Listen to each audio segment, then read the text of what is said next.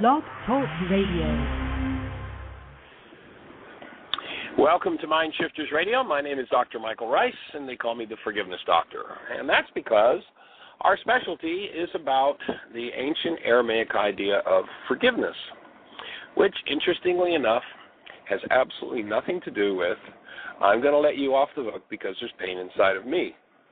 That's a Greek idea, a Trojan horse, a false idea of forgiveness. When we talk about forgiving ourselves and forgiving others, we're doing pardoning work, which is nice, but it's not forgiveness.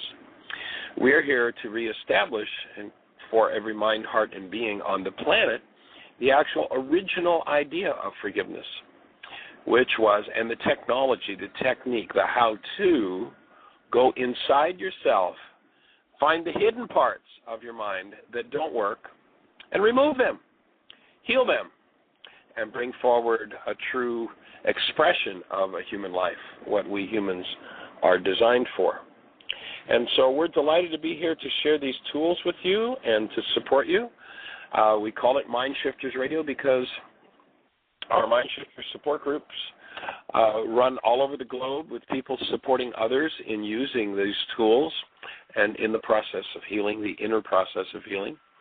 And so I'm sitting here under the shadow of Mount Charleston, just outside of Pahrump, Nevada, about halfway between Pahrump and Las Vegas, sitting here in the desert, which is absolutely awesomely abloom with every kind of plant, and these wildflowers, the oranges, the purples, the yellows are awesome. And I look all around, and I'm surrounded by mountains. It's an absolutely awesome environment. A friend of ours, Dr. Stephen Andraki, has a home/farm out here where he's growing these awesome greens and vegetables that are just fabulous. Right here smack in the middle of the Mojave Desert. It's about 77 degrees. We have a little bit of a breeze. I'm sitting in the car, actually, because when we're at Dr. Andraki's home, the phone signal doesn't reach there, so we have to get out on the highway a little bit and get a phone signal. I'm looking at snow-capped Mount Charleston. There's still snow here, even though it's the 2nd of May. And we're delighted that you're here with us, and I'm wondering if David and Terry are with us. Tim, anybody there yet? Yes, I'm here, Michael. How are you? I'm blessed and highly favored. How about you? Likewise. I'm just doing a little task, and I'll be right back on here. Terry may be on there as well. But I'm outside. We're still experiencing some rainfall here. So it's rainy and about 50 degrees out here. And so I'm just getting a little task done, so I'll be right back on. Okay, cool. Are you there, Terry? Good morning. I'm here, Michael. This is Tim. Well, good morning, Dr. Tim. How are you this morning? I'm doing quite well. Or I guess it's afternoon where you are. It's morning where I am, which, of course, proves the illusion of time. Yep. But we believe in it, so it must be true. Yeah, the note from Jeannie says that Terry's not on. Oh, okay. She's going to ask me to be the eyes for the chat room today. If you would do that, that would be extremely helpful. For those who don't know Dr. Tim is a psychologist up in Chicago, Illinois, just outside of Chicago in the big city of Crystal Lake? Yep. Where he does a support group once a week. Any new developments in the support group? Anything awesome to share? Well, we had another awesome meeting last week, and one of the things that happens frequently is someone will come in with an issue, and when we finish with watching half of one of your lectures, then we sit around, discuss any questions, and then we start working on worksheets. And when one person does a worksheet, invariably it ends up that several other people in the group are sharing that same issue. And so last week in the group, someone got brave and decided to do a public worksheet on an issue related to mothering. And 4 other mothers in the room were sparked to do their own worksheets and shed their own tears and release their own discomforts, and it was just magical. Absolutely magical. It is magical to watch, isn't it? There's a new support group that started since we spoke at Unity here Unity in the Valley in Las Vegas 2 weeks ago, and so we've done 2 support groups. We are still in town, so we went and headed up the support group that started in last week. Had a young man who was just going through a really traumatic divorce and loss of his family, and so that, as you say, sparked for everybody else in the room that issue of family, which is one of the core issues on the planet. That game of family and cleaning up the issues that come from family is such an awesome thing to do. And, and one of the things that struck me today when I woke up and heard the news, it's all over the web, is how there's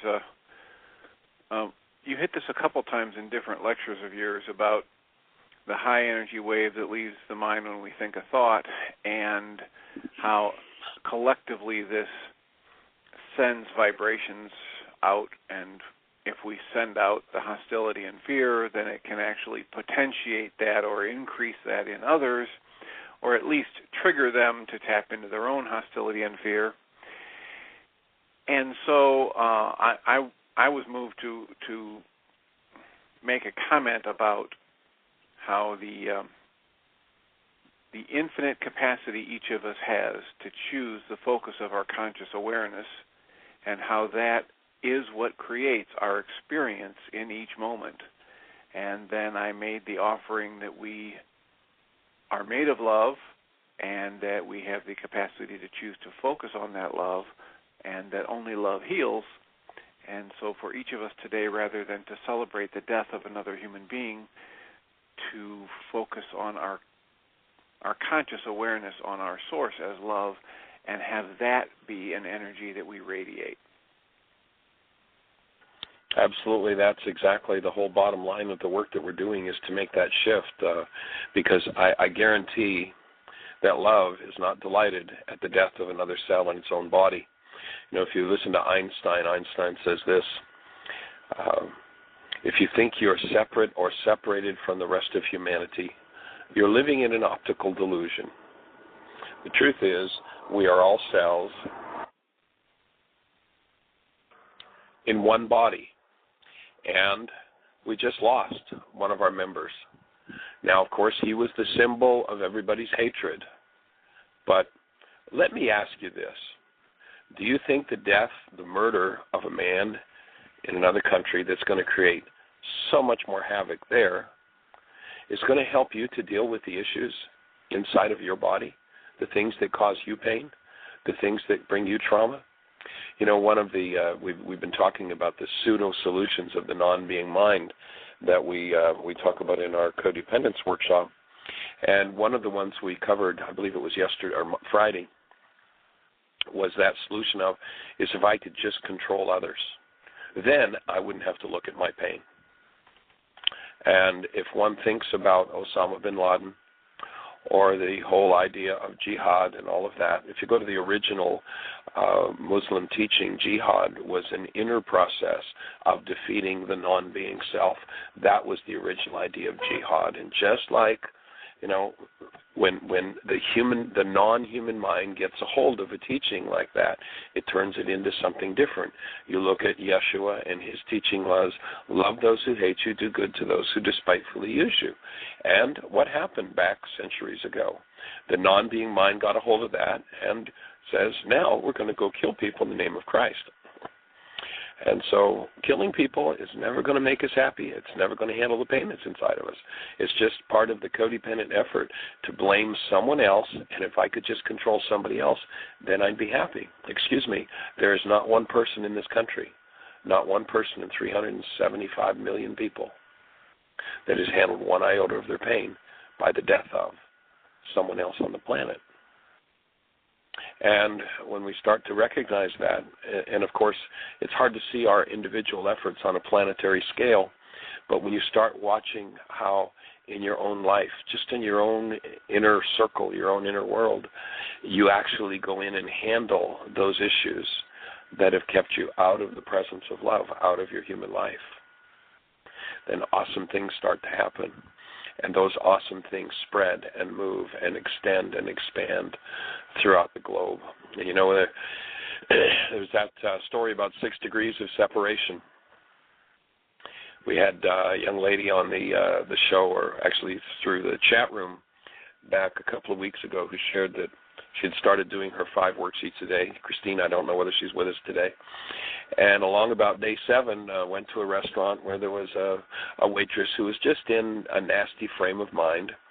And Christine shared that in the chat room that, normally she'd have been angry at that and upset about that, but instead stepped into a different mindset in herself. And to me, this is just a small example, but such a powerful example.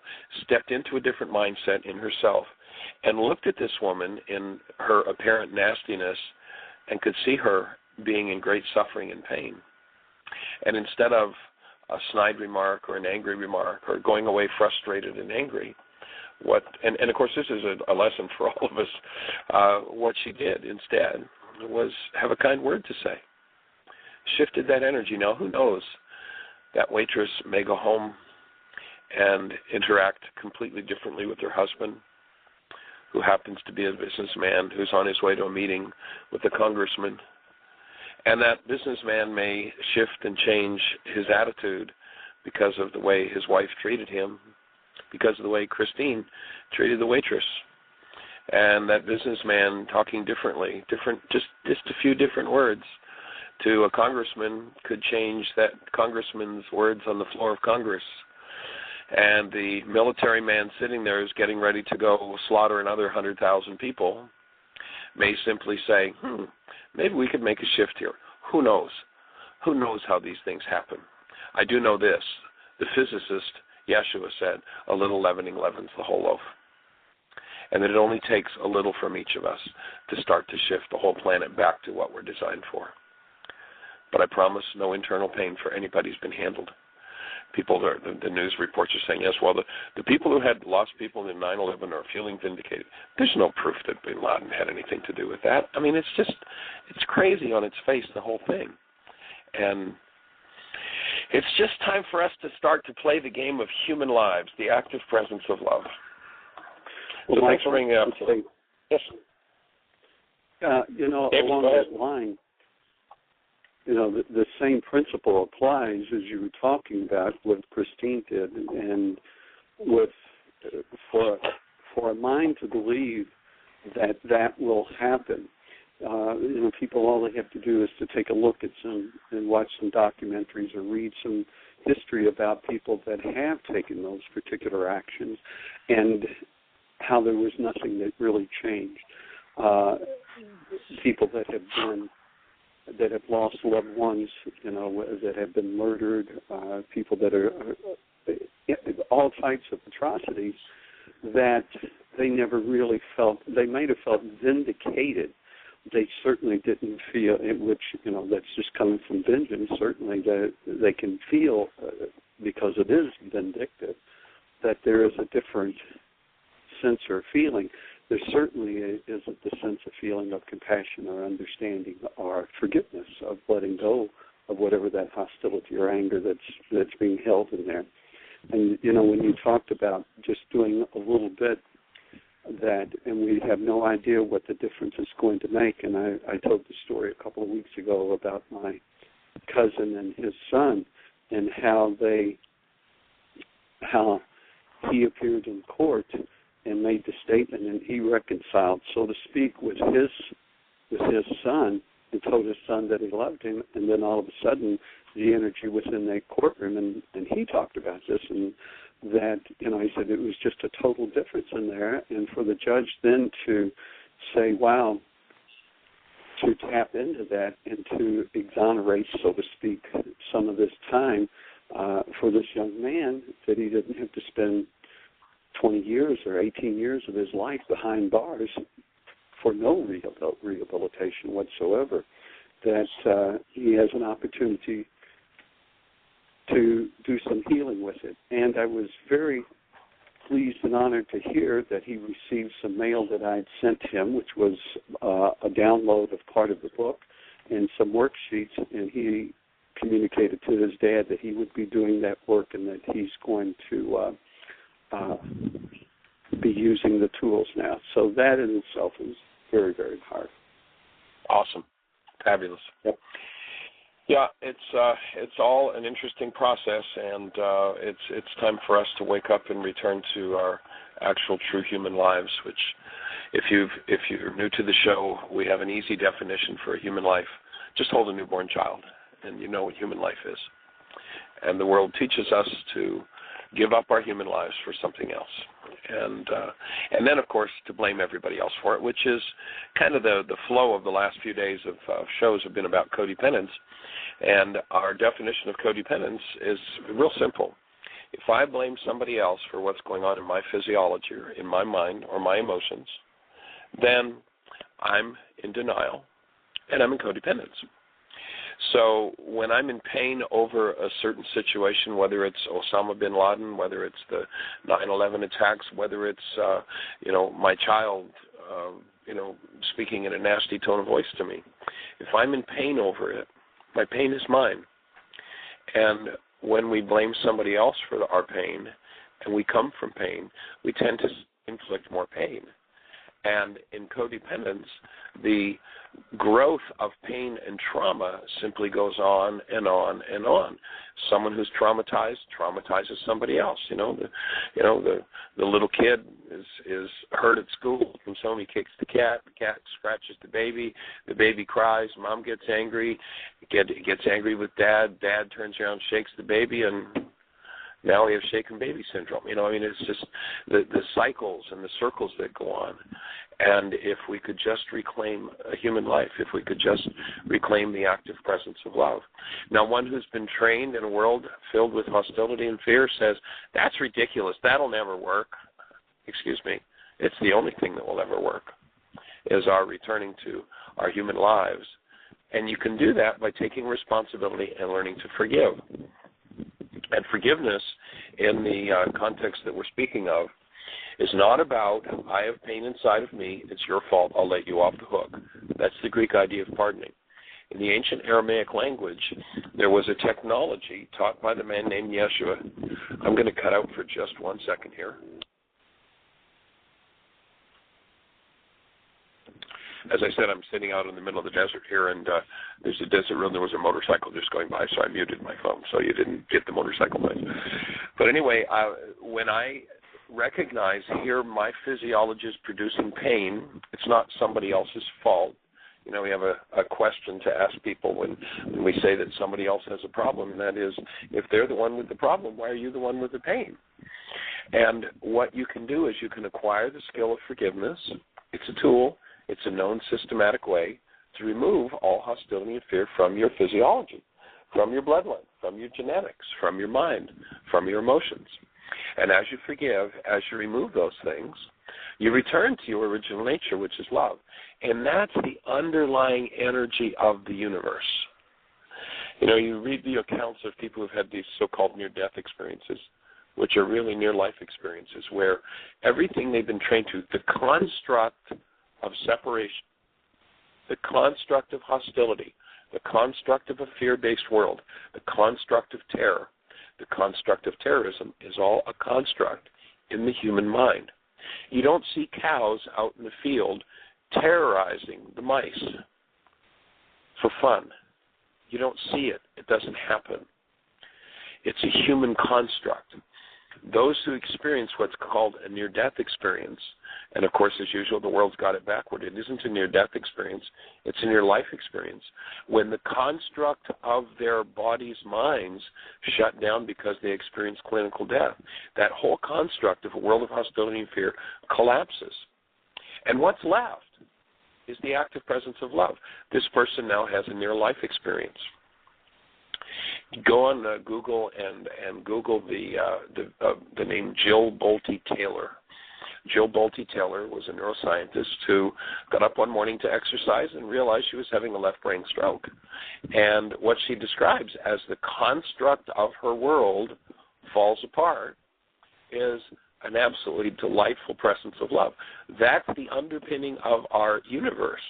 That's the background noise. The physicists talk about a background noise in the universe. They don't know what it is, but they know it's there. It is the underlying hum, the underlying active presence of love.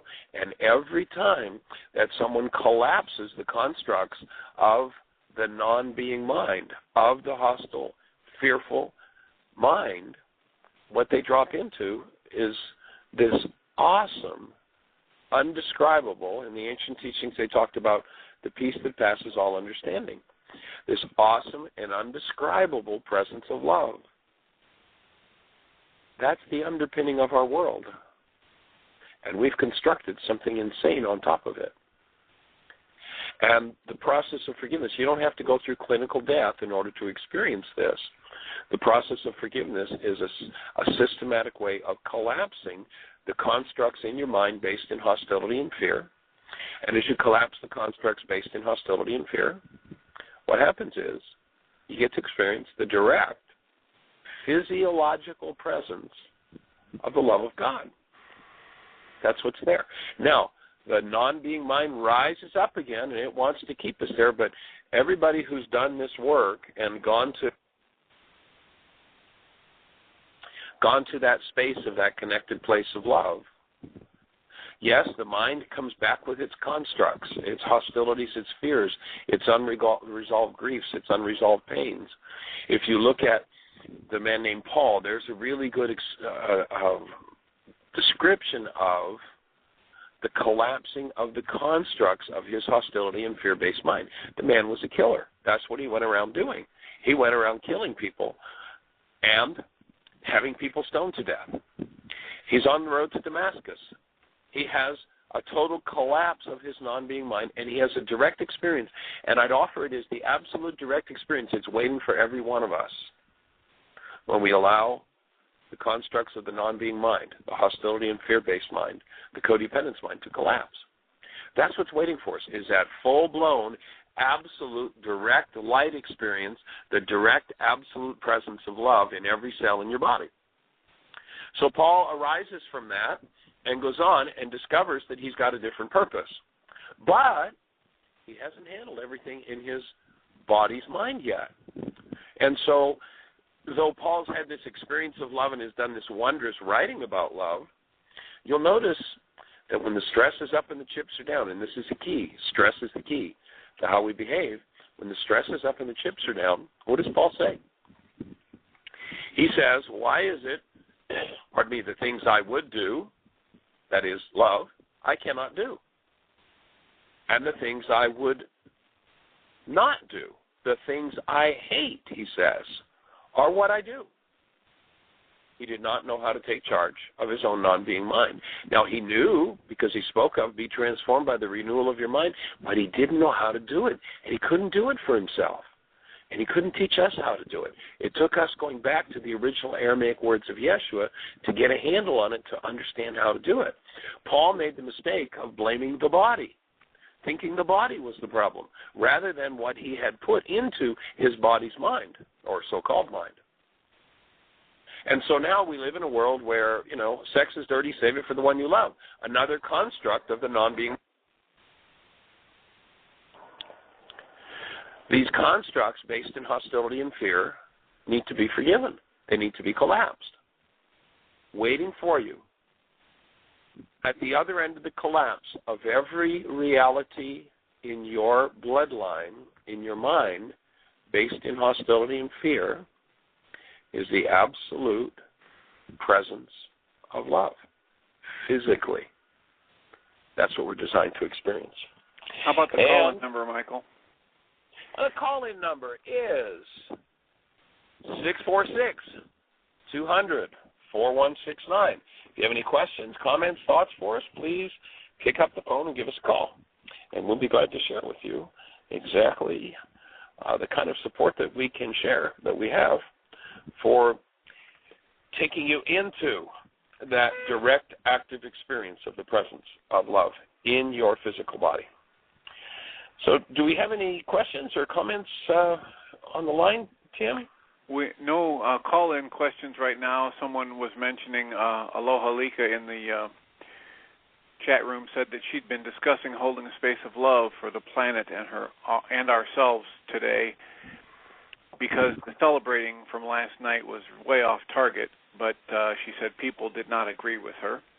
And then we had the Jeannie just post the link on the chat room, or in the chat room, for Jill Bolte Taylor's video, her interview that she did, or her talk she did on TED.com. So just supporting what you're talking about. Yeah, it's awesome to listen to her as a neuroscientist, watching her whole left brain fall apart as a result of a stroke, and to hear her describe the delight that she went into the experience as the left brain construct dissolves. Now, that doesn't mean you don't need a left brain. It's a wonderful thing to have. You can't dissolve that thing too quickly, elsewise you won't be functional. And we want to be functional in the world, but be functional out of a mind connected to love and responsibility rather than the mind connected to hostility and fear. So let's just really quickly go through the first couple of solutions of the non-being mind that we talked about, and then we'll carry on and look at the balance in them. So for those who were not here over the last couple of days, and you can go back and over the last 3 days, all 3 shows were based in the codependence work we do. So these are what we call the pseudo-solutions of the non-being mind. The things that the non-being mind, the construct of the left brain, will believe will keep them safe, keep them happy, keep them, whatever, get the stuff they want. So the first one is figuring it out. If I could just figure out what happened, why did it happen? And, I purposely titled my book, Why Is This Happening to Me Again? Because this is the primo solution that the non-being mind thinks will save it. If I could just figure out why this happened, if I could just figure out what happened. And, of course, what we're doing with that title is calling to the non-being mind because it thinks that's where the solution is, and we bring in the idea of Aramaic forgiveness. The next pseudo-solution is if I could just forgive them. Okay, I'll forgive them. I'll let them off the hook for what's happening inside of me. And we would offer letting somebody off the hook for what's happening inside of you. If somebody did something that's really off base, that can be a nice thing, but it's not forgiveness, it's pardoning. When you call that forgiveness, however, you don't go to the next level of collapsing the construct of your non-being mind that was the source of the pain in the first place. So our invitation is to give up that thing of forgiving them, and or if you choose to pardon somebody for what they've done that's off the hook, or pardon yourself, then you go on and you go to the next step of applying the tool of forgiveness to what's going on in your mind. And then you are freed of that particular painful reality. And you'll tend to draw people in to do something different than that. The next solution we offered was, if I could just fix it, if I could just fix them, if I were just able to do that, and tied in with that is if I were just good enough, or if I were good, if I were the good little boy, if I were the good little girl. And then we tend to become non-human doings, because the doing of fixing it, fixing self, being good enough, trying to function and do good, as opposed to discovering our human beingness, living out of that, and out of that flows automatically words, thoughts, feelings, behaviors that we would describe as good. And so the next solution was, if I could just fulfill all of my power person's needs, then everything would be fine. And, in the last analysis, the reason why it didn't work is because your power person's needs were not fulfillable. They were not unhappy or in pain or in trauma or in rage because of something that happened outside of them or something that somebody did or didn't do. They were in pain or in rage or whatever their particular reality was because that was stored inside of them. And the only solution for them is going to be to forgive that. So you can do all the things you can imagine doing to try to take care of their needs, and It's not going to take care of their needs. That's just not where it happens.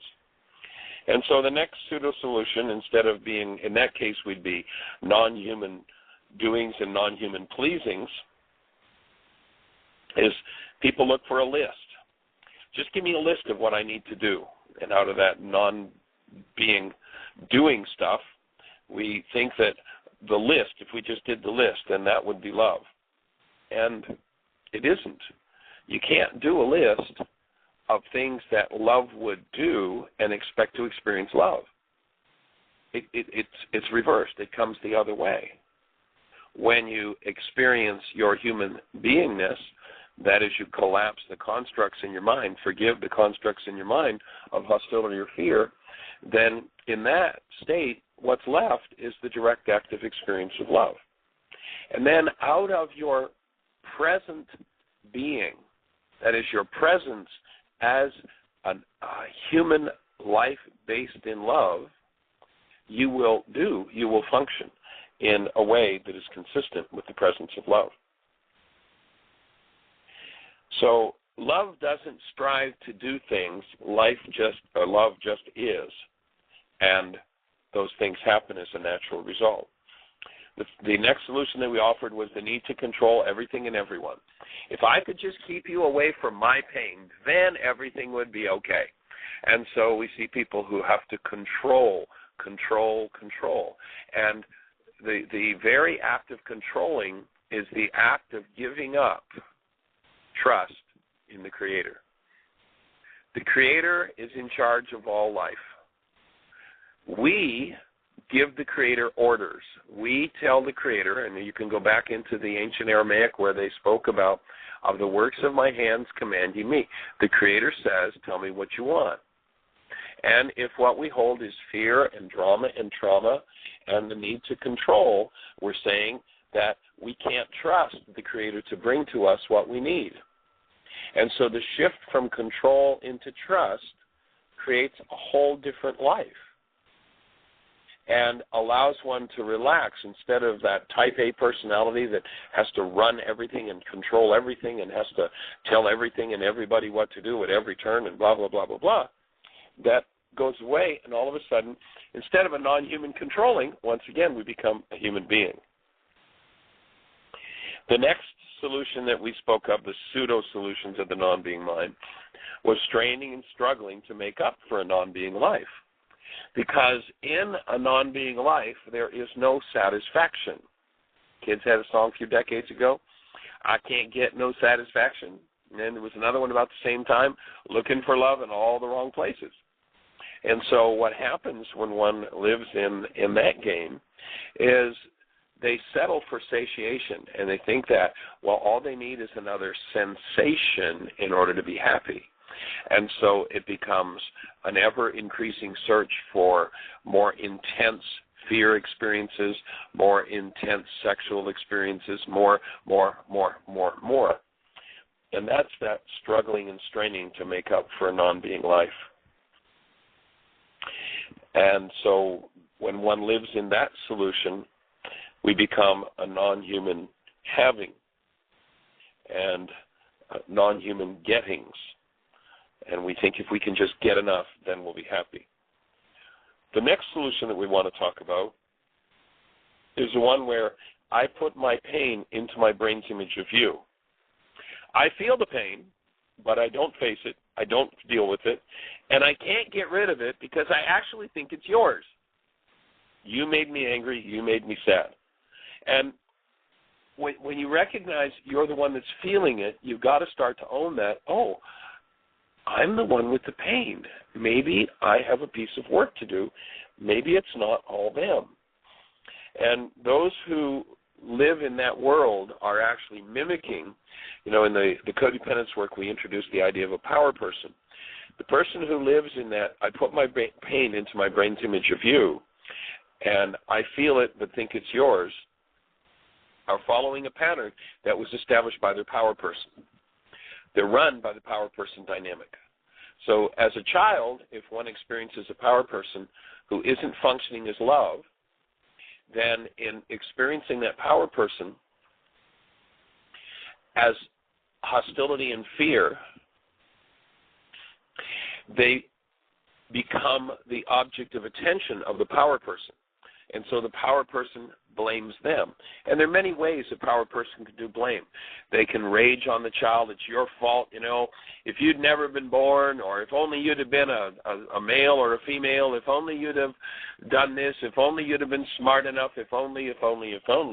And so the power person is playing out this dynamic of putting their pain into their brain's image of the child and uses the child to avoid having to face their own pain directly. Now, it's a pretty insane solution because you still get to feel the pain when you do that, but you get to play the game of innocent victim and pretend that your pain is about somebody else. And so once that's modeled by the power person, most people grow up into users in relationships, and they use others to help them hide what they're pained about. And by putting our pain into our brain's image of that other, we use them to keep from facing our pain directly. Again, it's felt, but never faced and dealt with.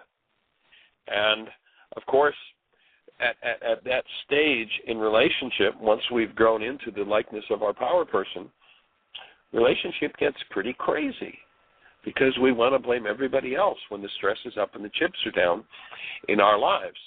And I've got another car coming along here, so I'm going to mute the speaker for just a few seconds.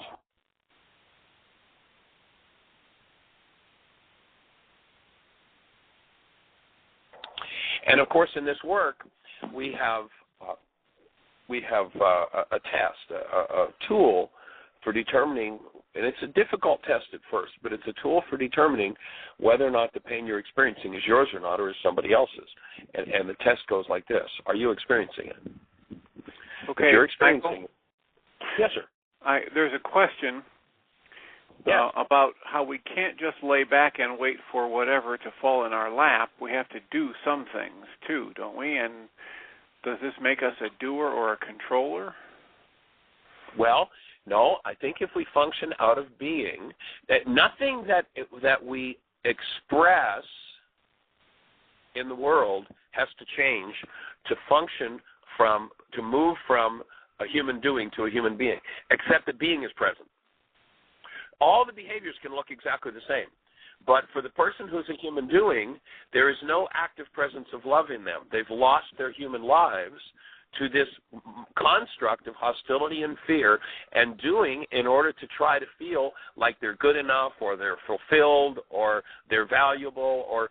So the only difference is not in the behavior, but in the space the behavior comes from. Think about, once again, the newborn, and the newborn is the active presence of love. If there is the active presence of love, you go out into the world and you do all kinds of things. It doesn't mean there's no doing, but you're functioning from being. The person who loses the direct experience of being, of love, has a list and says, well, I'll do this, and I'll do this, and I'll do this, and I'll do this, and I'll do this, and I'll do this, and then I'll be happy. So that makes them a human doing. So the idea is to restore being and then go out and do your function in the world.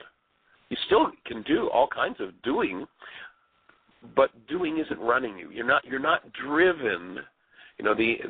Early in I think the first day when we did the codependence work, which was I think last Wednesday, if you want to check out the archives, we talked about the three places we can live from.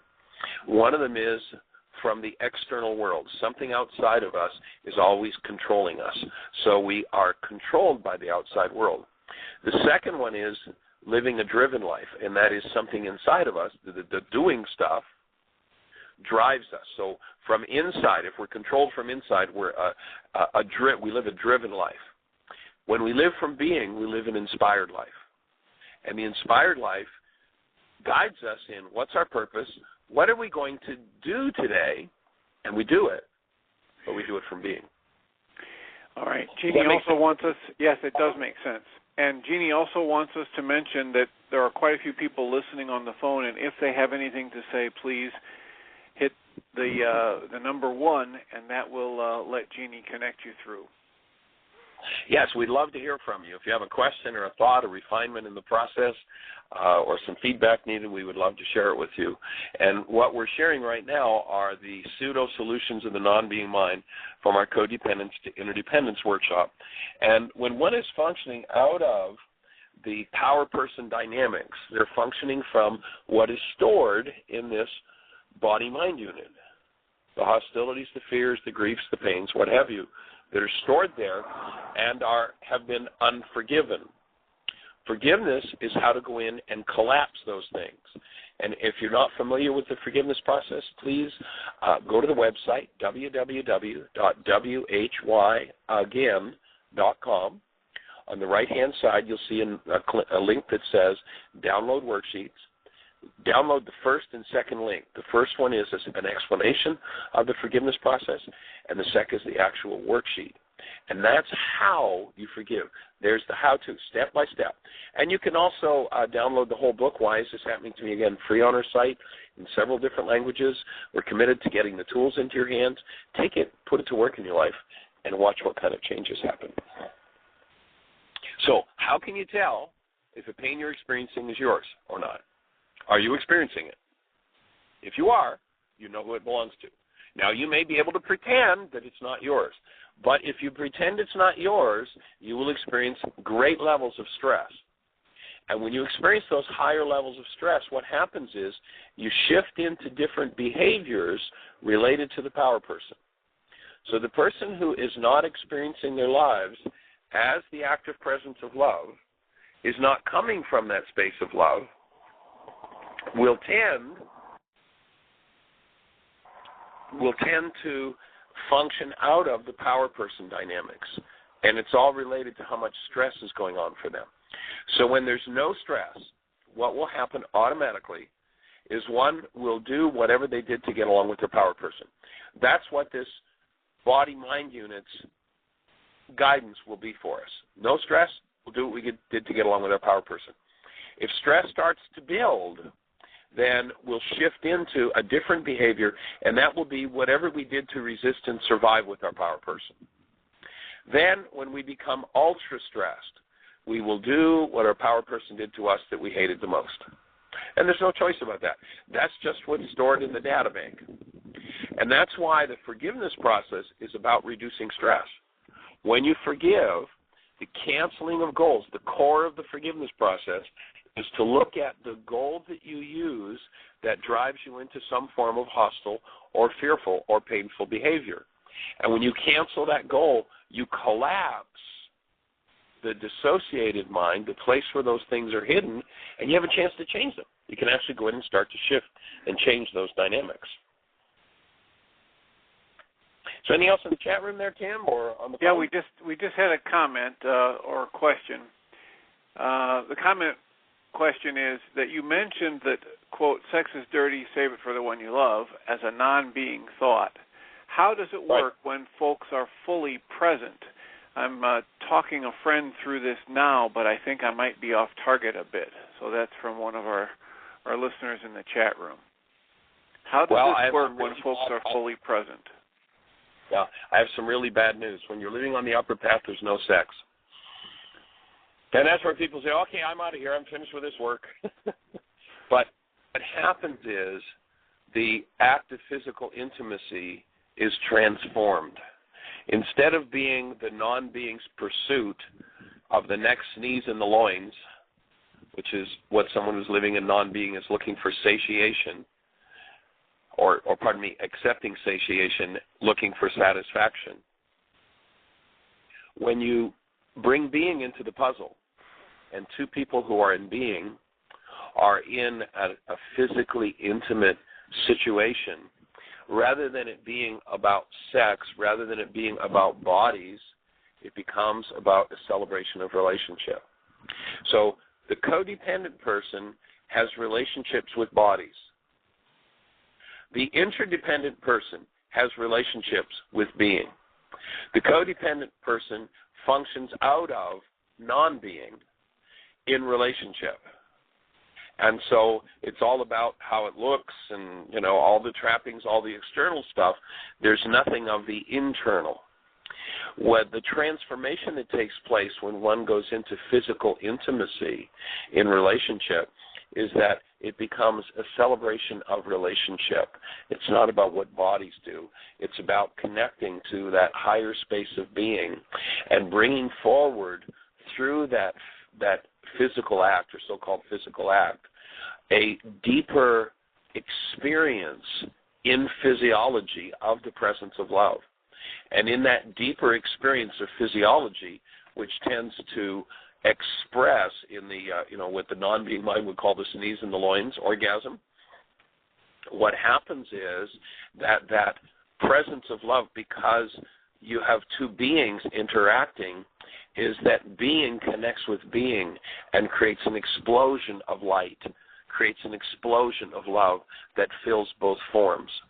And if one can be in that connected space at that moment, they will start to experience the enhancement of the cellular experience of the presence of love that we're designed to live out of.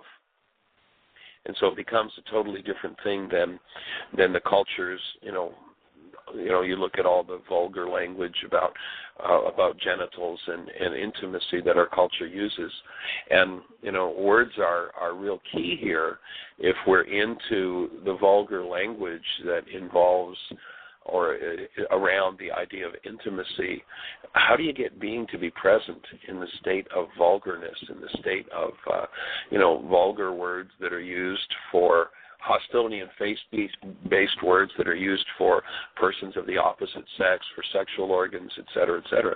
There's just a whole different experience that comes when one functions out of true being, and it transforms intimacy. Is that any other comments from the person who was asking that question, Tim? Yeah, but let me finish typing here. Physical stimulation. The idea is there's just a little bit of trying to grapple with your statement that there is no sex, and we're just trying to echo in our typing, Jeannie and I, to fill in what you're saying so that if people may not be getting the sound completely, they've got the recap on the chat room. So it's coming out, coming through. Yeah, it's just kind of one of my clarity, Kathleen. Somebody's asking, are you talking about a tantric type of process? Well, I've never been trained in Tantra, and so I don't know much about it. Couldn't speak of that. I don't know. What I'm saying is that instead of it being about genitals and sex, and of course when I say there's no sex on the upper path, I'm being kind of tongue-in-cheek, and I want to shock your mind a little bit to get your attention. What physical intimacy becomes, what the interaction of genitals becomes, is something that comes from a state of being, that each person is in a state of connected love, and there is an actual human life present. And then the act of intimacy brings forward that energy on a new level each time, flooding and filling every cell in each form involved there with the active presence of love. And so it enhances the experience of being. And it is out of that new beings are brought into the world. So physical intimacy is transformed when it's done from the perspective of two beings connected in love.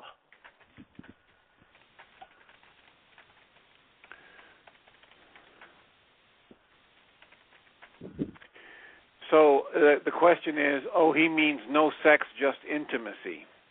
So we're still having difficulty getting him to understand, or getting whoever's asking these in the chat room to understand that you are talking about physical sex and intimacy, but when it comes from that space of love, it's an entirely different experience than if you're just going for, as you're calling it, that genital sneeze, that release of stimulation without the connection. Precisely. When I say no sex, what I'm that people aren't playing the game of, well, what I do is I put these two parts of bodies together, and now we have a pleasurable experience, and therefore we've had sex. What I'm saying is the two parts of the body still come together. It doesn't mean you don't do that, but they come together with the presence of being. And when, and again, what is being? Think about holding a newborn child. That's the essential nature of a human life. So two people whose genitals come together in what was previously called the sex act now becomes a celebration of relationship. It becomes the act of physical intimacy accompanied by the active presence of love, rather than the drive for getting your rocks off in the culture's language. So it becomes a whole different process when love is present, as everything in your world. And, when we spoke about doing, the human doing, we still do all the same things, but you bring being along with you. So in every interaction, there is the presence of being. There is the presence of love. And what happens when you bring the presence of love into every interaction, no matter what it is that you create a field, you create an energy that begins the transformation or enhances the transformation of all hostility and fear. We move into a whole different experience. Does that seem to be getting across in the chat room, Tim? Well, I think so. The last thing I wrote was that what he means is that when you have sex from the space of love, it is much more than just the physical stimulation. It is an expression of the creative energy of love from a conscious position. Absolutely. And then we have a comment that says, all because intimacy enters into it. The other way, there is no intimacy. So we have people who are trying to get it, and I'm sure by the number of comments, as you know, it's a very popular topic. And somebody else commented that Rihanna has an S&M album out, which is a travesty of love and an awful influence on kids listening to her songs. Well, again, you get into vulgar words about things that are designed to be experienced from being, and you get vulgarness. Words, you go back to Yeshua. Again, here's the physicist who understands how the energy system called life works, and he says the power of life and death is in your words. Words that come from the base of hostility and fear will create a frequency of destruction. Words that come from the active presence of love will create a frequency of healing. And what we're looking to do is to empty ourselves of all hostility and fear, all satiation, all pursuit of a more intense experience so that we can feel like we're alive and actually reclaim a human life. There's a really interesting passage in Luke that alludes to this, and it's a place where a scribe comes to Yeshua and he says, what do I do to inherit eternal life? And Yeshua turns the question back over to the scribe because he knows the man already knows the answer. And what he does, knowing that the man already knows the answer, is he corrects his question rather than answering his question. So the man says, how do I inherit eternal life? And Yeshua turns it back to him and says, well, what do the scriptures say? How do you read it? And the guy quotes, he says, you must love the Lord your God with all your heart, with all your soul, with all your mind, with all your strength, and your neighbor as yourself. And Yeshua says, you spoke the truth, and then he corrects his question. He says, do this, and you shall live. In other words, what Yeshua is saying is, if you're not in the connected space of the active presence of love, you don't have a life. He's saying to this man, sir, you're asking about eternal life like you've got a life already, and you don't. You're already dead. Eternal life will do you no good until you get to life now. How do you do that? So what he's saying is, do this, that is, be the active presence of love, and you have a human life. When you have a human life, you transform everything. And what passes as a human life in this culture is hostility, rage, fear, grief, and pain. And, like, man, I'm in the real world. This is real life. No, it's not. It's death. And so the forgiveness process is that of going inside ourselves. Instead of being in codependence and blaming everybody else, is going inside of ourselves and dealing directly with that which is unlike love in us. And when you do that, you won't have to deal with it forever. If you never deal with it directly, you will get to deal with it every day for the rest of your life, or so-called life. So it's the return to wholeness that becomes the answer. The return to an actual human life is where we want to head. And as we do that, life shows up. Becomes a whole different process. All right, we got about 5 minutes left, and the comments are that someone said that they found this love and connection after living 20 years in an abusive, non-connective, highly sexual relationship, and she knows the difference, or he knows the difference, and it's profound and lasting.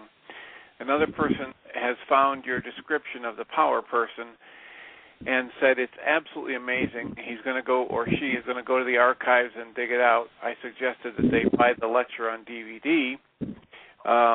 He says, I've never heard it described just that way. It's exactly what I've been experiencing the past 2 years. Wow, my partner made a 200-pound gorilla in his mind about me. So, sparking some brain cells. Cool, awesome. And then this, the last comment was that pain and drama equals feeling alive for some. Well, that's back to satiation. That's sensation, but sensation isn't life. Go hold a newborn child and get an experience of life. When you hold a newborn, you've touched the active presence of love. And that's a human life. The other stuff is just sensation. That's where one of the solutions, the pseudo-solutions of the non-being mind that I was talking about is I'll just go and get more sensation. And satiation will get it for me because I am so drugged by my internal realities that I can't feel. And so if I go to something really bizarre and outrageous, then I'll be able to feel. But feeling isn't life. Life is the active presence of love. And so if there's hostility and fear in your mind will guide you to all kinds of crazy satiation. But there's no life in it. And you notice that if you're in that world, what has to happen is it has to become more bizarre, more outrageous. I mean, to the point where people actually snuff others in order to experience sensation from them. They actually kill people in sexual interaction in order to get a sensation past their deeply, deeply drugged, unfeeling state. And if one goes in and starts to remove that deeply drugged state of non-being, starts to forgive and remove it, they'll come back to sensation in the gentlest, subtlest places, and the sensation will bring satisfaction because all of a sudden you're back to experiencing a human life. The active presence of love is our human lives. Yes, we have. So what everybody to do is to claim a human life through forgiveness. Yes, we have people who are listening and trying to get that. One of them was asking, we don't have time to go into it right now, but they were asking about thoughts on love and sex addiction, and we're giving out your website for the DVDs on the codependence, and the brief statement on the addiction process is that we use sex and other drugs to cover up pain, whether it's conscious or unconscious, and if we use the tools to dismantle the pain that we carry inside of us, then those things we use as addictions are no longer attractive, and so the addiction tends to fall away. You've got about a minute and a half left, Michael. Are you there? In our codependence workshops, and by the way, we're doing a 9-day beginning July the 8th at Heartland. In our codependence intensive, we point out that addiction is the compulsive use of any circumstance, substance, or activity to keep from feeling what's real for you and dealing with it. And so what we're inviting people to do is to enter into the forgiveness process instead of addiction and dismantle the pain, allow yourself to get to feel what's real and let loose of satiation, and everything begins to change. everything starts to shift. And you get to experience the awesome physiological sensation in your body of the active presence of love, of the active presence of your human life. You now become the leavening that leavens the whole loaf of humanity. You now become the one that brings a different energy to all the world. And as you do that,